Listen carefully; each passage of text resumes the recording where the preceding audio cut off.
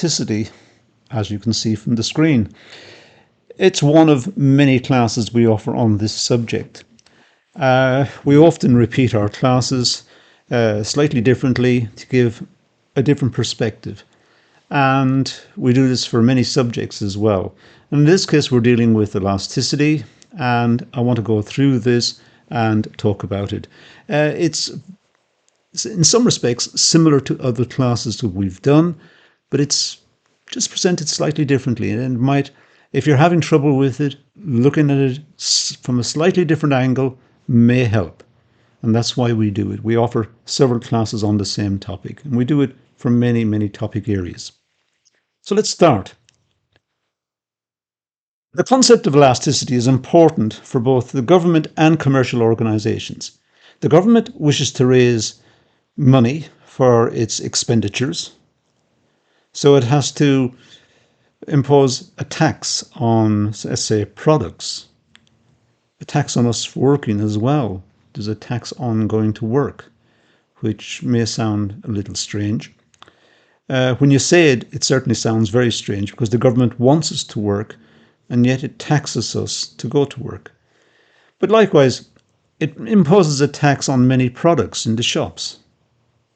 And that can influence the way we spend our money, the way we spend our incomes. So it's important to the government to know what the elasticity is. How variable is the demand when the price changes? If the government increases the tax on a good, it'll change its price. How will that affect us? Will we purchase less? Will we purchase the same amount? And these are important concepts. So the government needs to know the price elasticity of demand before it imposes an indirect tax on a good. It has to be a good that is important to us. If it imposes a tax, a large tax on some small item of confectionery that very few people buy, or it's just an old-fashioned piece of confectionery, and it imposes a large tax on it, doesn't make any difference to us. We're not going to purchase it anyway. It needs to find out what it is we do purchase and then impose the tax on it. And to that end, in economics, in the literature in economics, generally we'd say things like petrol. We buy a lot of petrol. Well, in the past we bought more before electric cars became so popular. But the government would therefore impose a tax on petrol, because the government knew we had to buy the petrol, so we had to pay the tax. It would impose a tax on alcohol.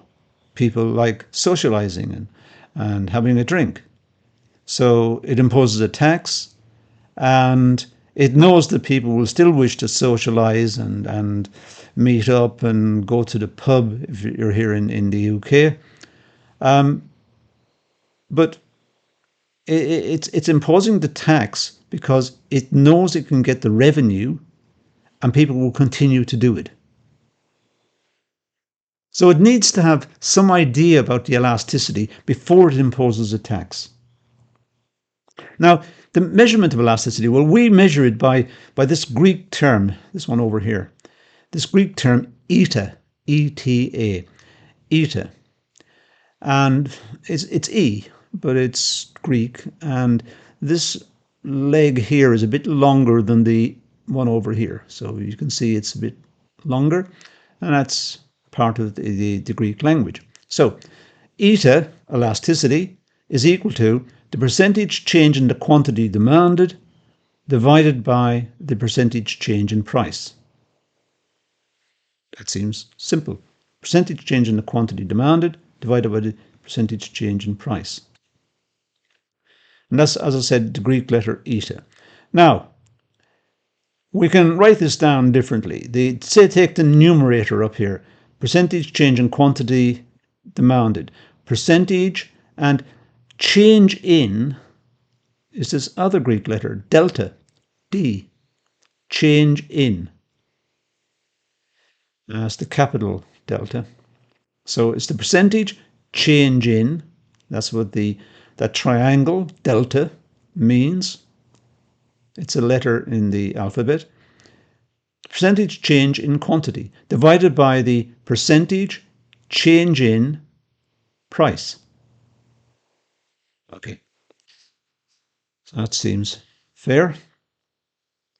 If you're working out a percentage, you take the change in something divided by the quantity that was around before the change, multiply it by 100. That's how you work out the percentage change in something. Something changes, you work out what is the change, what's the amount of the change. In this case, we call it delta Q. That is the amount of change divided by the quantity that was around before the change. Multiply it by 100, you get the percentage change in quantity divided by the percentage change in price. You can cancel those hundreds and it'll just leave you with this. The hundreds are just cancelled out. They appear on the numerator and the denominator, so we don't need to have them. We just cancel them out. And here you're dividing by a fraction. You're dividing one fraction by another fraction. And if you remember back to your school days, when you divide a fraction by a fraction, what you do is you take the bottom fraction here and turn it upside down and multiply. It's often written in textbooks for schools. You invert the divisor and multiply. Invert the divisor. This is the divisor. This is what you're dividing by. The divisor, inverted, turn it upside down and multiply. So if you're dividing 1 by a half, well, we know there are 2 halves in 1. So that's the same as turning the half upside down. So now you have 1 multiplied by 2 over 1, which is 2. So it works. And what we've got now is the elasticity is equal to this. And if we expand it out, that's where we've got to. We started with this. We cancelled the hundreds, leaving us just this bit. Then we wrote that down and we turned this one upside down to multiply it. We inverted the denominator, giving us this. And then we just tidied it up. And that's our elasticity formula. You can tidy it up a little bit more if you want to. You could say, well, just get rid of that multiplication sign. That's another way of writing the multiplication sign. Or just get rid of it totally and just say, look, it's delta Q over delta P times P over Q. Simple. To raise revenue, the government may impose an excise duty on some goods. So here, the government increases the tax on this item. And this was the original demand over here. Now you can see because the government has increased the tax, the quantity has fallen dramatically. The quantity is now here. That's because the demand is very sensitive. The increase in the price has caused a dramatic fall in the quantity demanded. The government tries to impose a tax on items that don't have this, that items whose demand is relatively fixed. So it tries not to impose one on the elastic section of the demand curve. So if the demand is price elastic, then the consumer will switch from buying this good and the government will not raise the required revenue. So if you look at it here, the revenue the government got originally was this amount where the cursor is at the moment, over here to down here. That was the amount sold. So this is the price. This is what, let's say, the government got. Here is the quantity. So price times quantity, that's the revenue the government got. Now by increasing the tax, it's getting this much revenue, this quantity at this price. So multiply that out. You can see this rectangle here is much smaller than the original one. So by imposing a tax on something, the government loses. In this case, because the item is price sensitive. So if the government suddenly imposes a tax on some item of confectionery, some item perhaps that a school child will buy on the way home from school as a treat, and the government suddenly impose a big tax on it, then the child will not buy it. Simple. So the government has to be aware of the elasticity. Um, so the government targets only those items which are price inelastic in demand, such items as petrol, tobacco, and alcohol.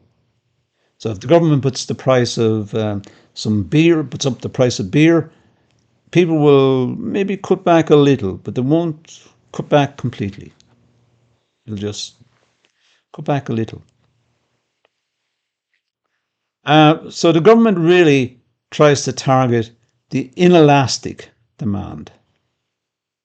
You can see this demand curve here is very shallow. And it's in the elastic section of the demand curve. This one down here is in the inelastic section. Elasticity varies all along a demand curve. It varies from infinite to zero.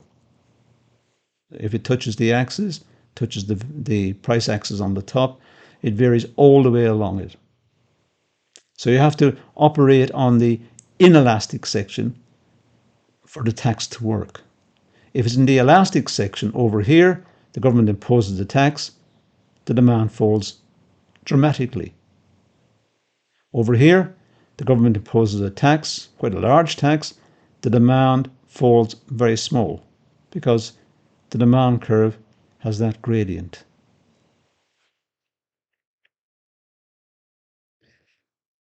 Um, Another consideration for the government is the sensitivity of imports and exports to changes in the exchange rate. A change in the exchange rate, and we'll talk about this when we talk about international trade, the a change in the exchange rate will change the price of imports and exports, and we'll see how that's done later. And the demand for imports and exports will be related to the price of the items, and the price is partly determined by the exchange rate. So again, that's another illustration of the importance of elasticity. I'm not going to get into it here, but I just want you to be aware that it is an issue in that area as well, and we will be looking at that later. As far as the private organisation is concerned, knowledge of price, cross price, and income elasticities of demand is crucial for success. Business people should understand the importance of price elasticity, cross price elasticity, and income elasticity if they are going to succeed. Because in their pricing decisions, this is what must be taken into account. So, good business practice is to understand elasticity, understand its importance, understand how price elasticity, cross price elasticity, and income elasticity are important in the context of making sales. And we'll be going across each one of these in classes as we go through. You'll have exercises in income elasticity and cross price, and we'll be discussing these as we go through the course. Businesses contemplating an increase in the price of a good will have to consider the likely market response to that increase. To be able to do that, the business person should have some idea about the relevant elasticity figure. It's important that the business person understands the elasticity figure. They may not call it elasticity. Perhaps they haven't studied economics. But they're good business people, but they didn't do economics. So they haven't got the terminology. But they'll understand the concept. They'll understand if they increase the price, what will happen to the demand? Will customers buy more or buy less? How much more? How much less? Are they going to be better off or worse off as a consequence? So they may not use the term elasticity like we do, but they're really doing it nonetheless. They're good business people, they're making sound decisions, they're running a business, but they need to take this into account. We have a terminology for it, and that's what we're studying here. So this concludes our class. So The topic of elasticity is very, very important. It's one that we're going to have several classes on, and we update our classes on a fairly regular basis on this subject. So we'll always have different classes ready to appear or in different stages of readiness. So please look over the material. There'll be several classes on it, and there'll be exercises and self-assessed questions that will give you the answers, and you can compare with your calculations as well. So let's leave it at that and say thank you for watching.